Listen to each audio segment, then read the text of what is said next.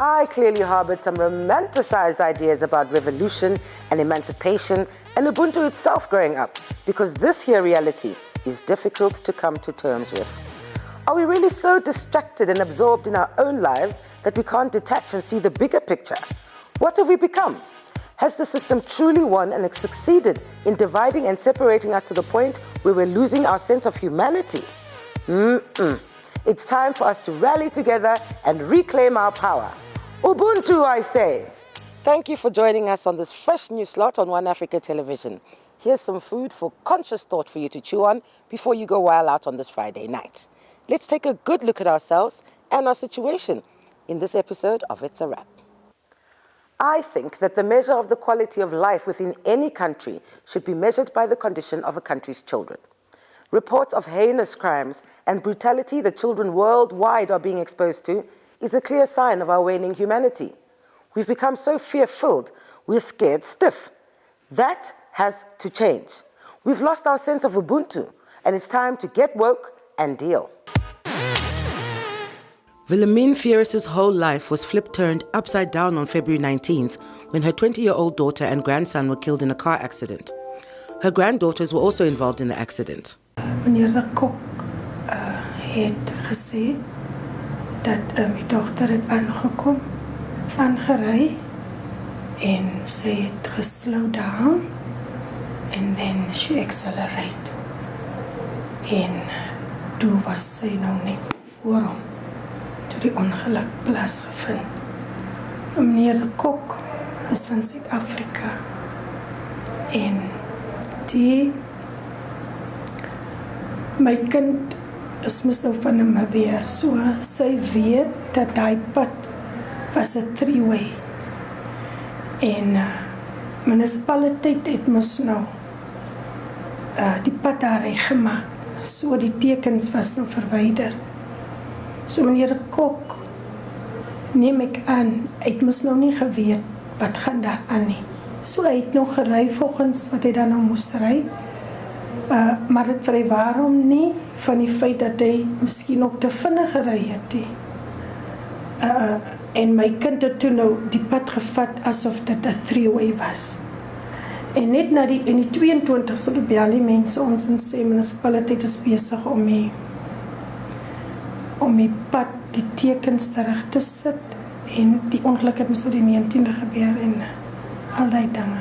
Wilhelmine's family is seeking some recourse and cannot come to terms with the lack of support from police and the justice system. Ek verstaan nie wat gaan aan nie. Hoekom is meneer Kok dan nie ook tenminste net die ander nou net opgesit, is die bloed getrek eens. Verstaan? Ek meen, wie kan nou teen hom praat? Niemand nie. In elk geval, sy is mos nou maar gesterwe en die kwam is ook gesterwe en mos nou maar niks kinders, mos my kinders terugbring. Niks wat enigiemand sê, niks wat iemand doen, kan hulle mos nou terugbring. Niks. En die moest dit ook. Nee, dat Kok is mos nou, ek meen as ek gaan laat gaan, is dat beteken het, mos nou hy is onskuldig. Is mos nou. That road has claimed many lives. We asked the city of Windhoek why it took them so long to erect the necessary structures.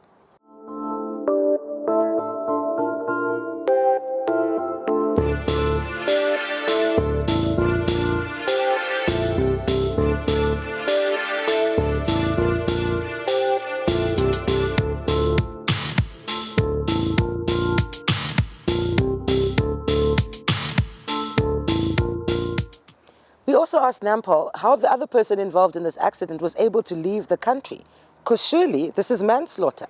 I'm aware of the accident and I'm reliably informed that whatever needed to be done was done in as far as this foreigner is concerned. Statements were obtained and this docket, it's to go for a decision. As soon as they finish the administrative work, the docket will be forwarded to the Prosecutor General, who will then decide as to whether there should be prosecution or not. What are we going to do about corruption, you and me? Because we're being taken for a ride, and it's time to wake up and smell that gofefe. Like seriously, Namibia, what's it going to take? That nasty little SME bank saga continues to rear its ugly head with more and more sordid details of how it's been plundering taxpayers' hard-earned guap, with 7 not-so-small and medium entities owing a whopping 150 million Namibian dollars. Now, these whistleblowers truly grasp the concept of Ubuntu and Harambe. Nee, man. Come on, people. The bank's name is SME Bank, meaning Bank for Funding Small and Medium Enterprises. And we got companies with multi-million-dollar budgets getting loans, not forgetting politicians who already milked this country for all it's worth. How the heck are United Africa Group and Woodman Brock SMEs? Tayan Khansa. In the spirit of not quite Ubuntu, but they Durham said something, the people expressed themselves on social media.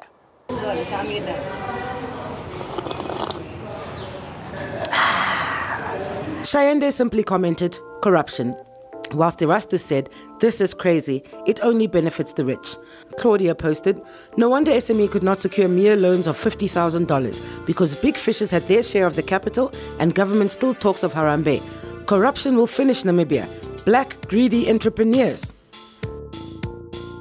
We're going to have to really rally together and put an end to this corruption. We've had the same people draining our hard-earned taxes and our economy for more than a quarter of a century. This situation cannot prevail. Somebody in the northern part has had enough of all this corruption and leaked a government purchase order issued to a connected member of the community who registered the company which won the tender weeks after he won the tender. I promptly sent this over to the officers of the ACC and asked them for a comment. And crickets. And the people said,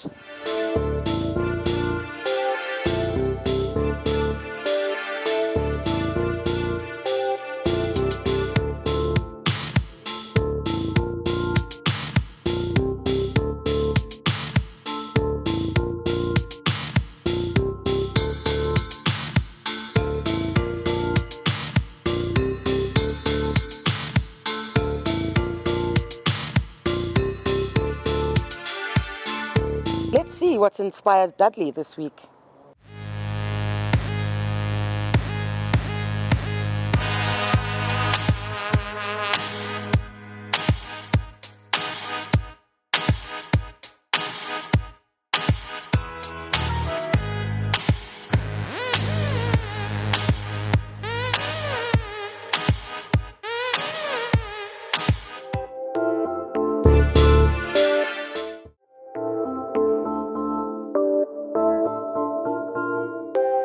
Sheriff Shawn Odia, the self-proclaimed protector of Namibians and their property, was the victim of the law this week when his daughter was removed from his home following reports of negligence. The Friday night they arrived here in the middle of the night like thieves. My daughter had just had supper, she had just showered, and she was in her pajamas ready to go to bed.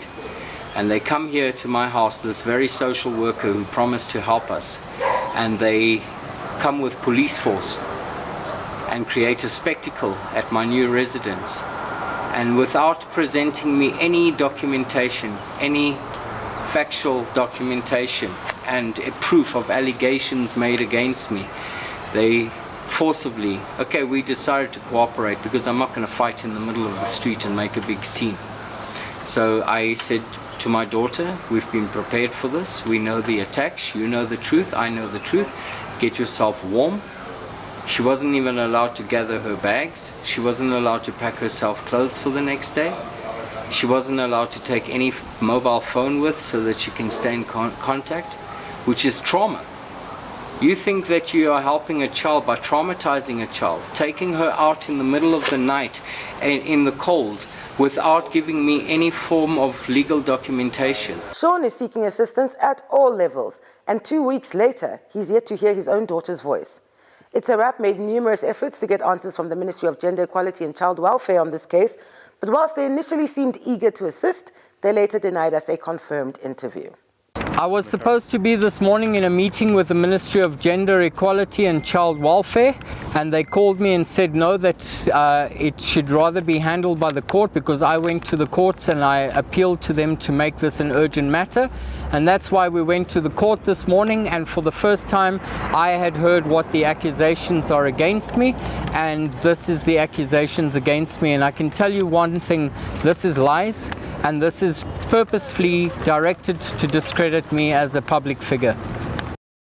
Even the Legal Assistance Center was too busy to give us information on how child welfare operates in this country, like under which circumstances are children taken, where they're taken to, and what interventions does government have in place to ensure that these children are in fact better off where they're taken, because I remember the same ministry merely returning the kids that plagued areas of the city from Gebhardt back to the dire situations they came from without having any real solutions for them.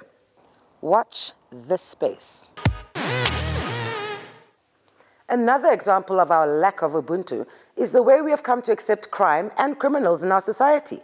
It's scary out here, and Namibians are developing a culture of just looking the other way when they see crimes being committed. The It's a Rap crew took to the streets to find out what's going on with y'all. I think maybe the issue of crime ranges from maybe age range.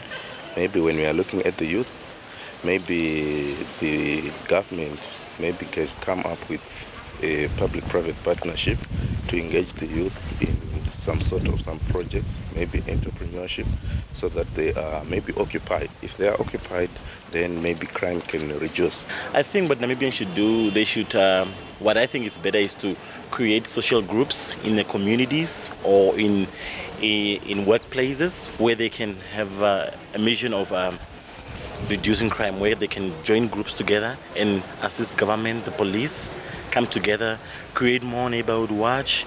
I feel it's, as much as it is effective, I feel like they still need to do more, because if we look at the rate of these things that are happening, I don't know about the statistics out there where I'm not familiar with, but in my world as a whole, it's rising. Crimes like thieves, people stealing, looting, and so on, that's is poverty. So in the public, I do not see them contributing on that reduction, because unless we have to, like they say, Harambe is working together, maybe we share what we have with those that do not have anything. The public have the responsibility to inform, to report crimes, and also to harbor people who commit crimes. It is a fact that most of these people who commit crimes, or they would be crime committers, they are known and they are housed by us, public. I've noticed, like in the northern part of Namibia, they take these crimes such as violence against women, like gender-based violence, very seriously. The moment they get a report, they actually go there. But then I also noticed that cultures play a role, and like sometimes the police take preference and say, no, these are the people's cultures, they beat their wives and so on and so forth, and then they leave it up to that. Then if we are looking at the public spectrum, we are looking at maybe strengthening internal controls in terms of maybe auditing, maybe at government level and also maybe at private sector level, and also maybe making sure that if all the internal controls are intact, then maybe crime in terms of fraud can be mitigated. Companies need compulsory editing. Auditors need to often come in. They have to come in order to curb corruption. It's going to take time, because for now, when someone has had different values, has had different customs in growing up, and then you tell them this is against the law, it feels like you're suppressing them, even if they are not within the law in what they're doing. People should also reduce their alcohol intake and drug abuse, Yeah, they should look for alternative things to do. As for the effectiveness of neighborhood watches and all those, I feel that they are very effective, but then they are only in places, for example, such as Kleiner Cooper Academia and Hockland Park. Sorry, Glenn? Yeah, I feel like they should go into Katutura as well, because that's where most of the crime happens, at the Lynn Street. Where's the neighborhood watch there in those remote places? The first aspect that we should really look at and that we should concentrate at is that we should move away from expecting the police to do the policing in its totality, and we should really become a community that polices itself. That is the direction we need to move into, whereby it's a community or a society that actually polices itself. This includes being active or being proactive in terms of fighting crime, and move away from being a passive participant in the whole process. So the way to go to really combat crime and really bring an end or a reduction to the current statistics is that we should become a community that polices itself. What we are saying is that if we police ourselves, or you know that a member of public would report you to the police, or they would do what is called a citizen's arrest when you commit an offense, then the chances are that you would not commit that. Because what we see is that when the police are around and are visible, then in that specific area there's a reduction of crime. But the moment that the police move away from that specific area, the crime rate increases there. And Cecilia said,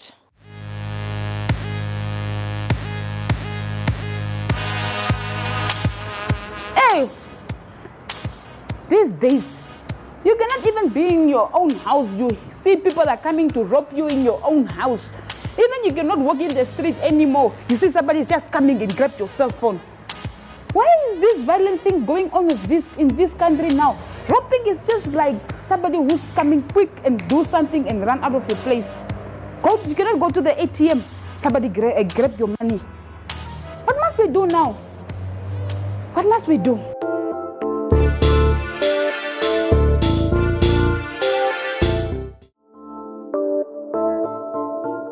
Let's check out this week's calendar.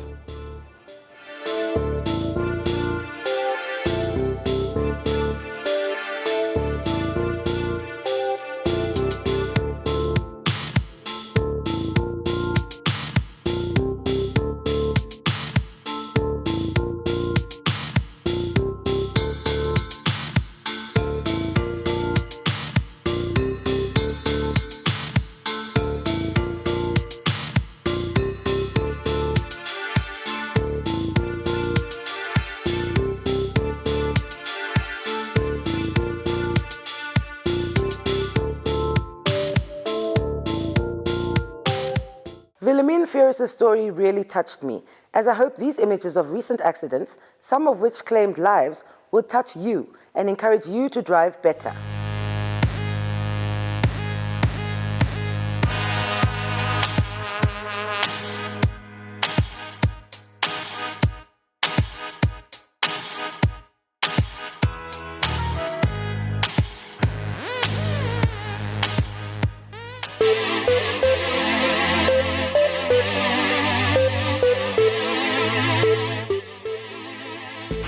In this week's The Shift, I walked a kilometer in the shoes of a chef. Good morning. Vitality Academy. Thank you very much. It's nice to have you here. Let's go through.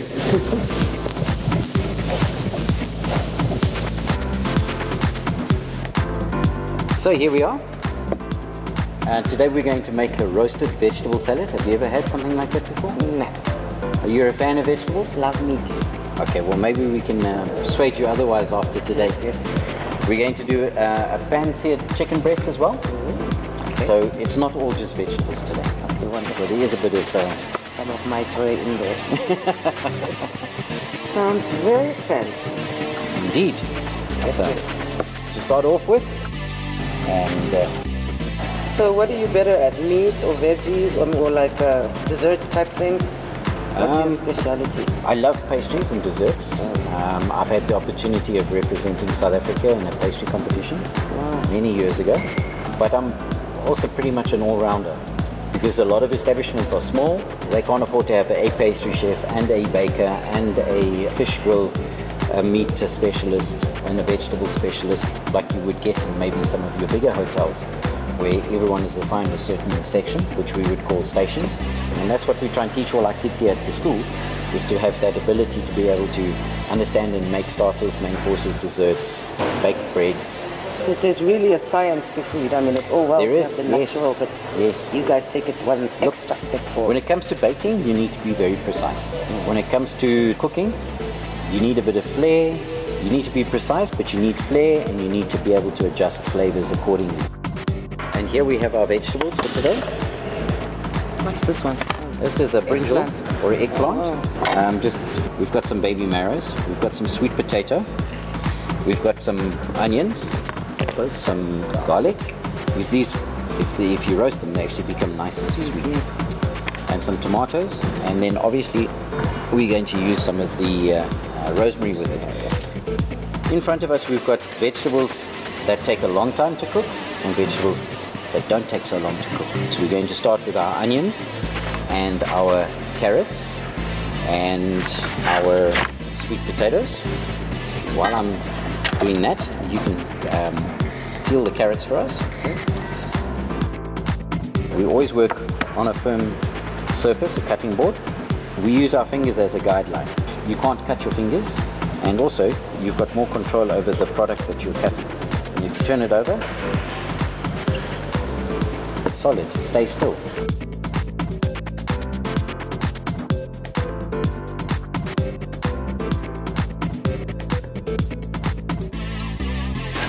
So here we have our chicken. We're just going to place these 2 chicken breasts inside a bowl. So I'm just going to tear off a piece of baking paper.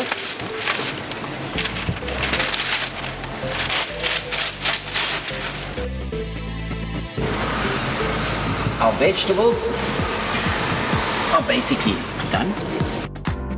You can see the paper is now starting to brown, which is good. Now we're going to add our balsamic vinegar so that they absorb that vinegar while they're hot. And we can toss them quickly. Thank you. Your presentation side is the side that you put down first.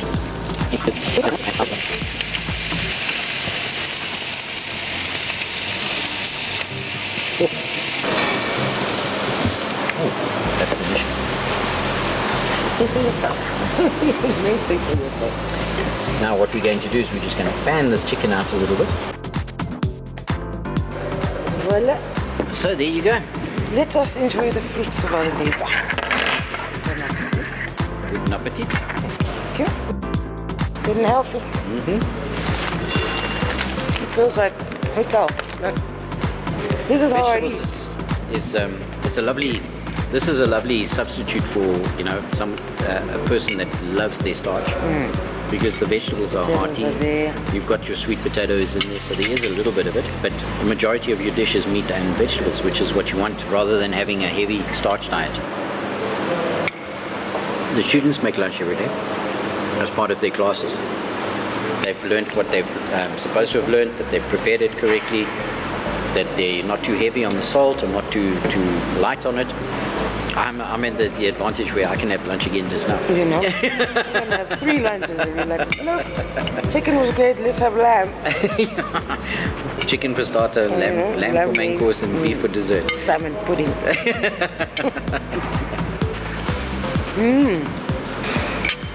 Too good. Thank you, chef. It's a pleasure. Thank you very much. I think I understand what American President Donald Trump meant by kofefe. Check this out.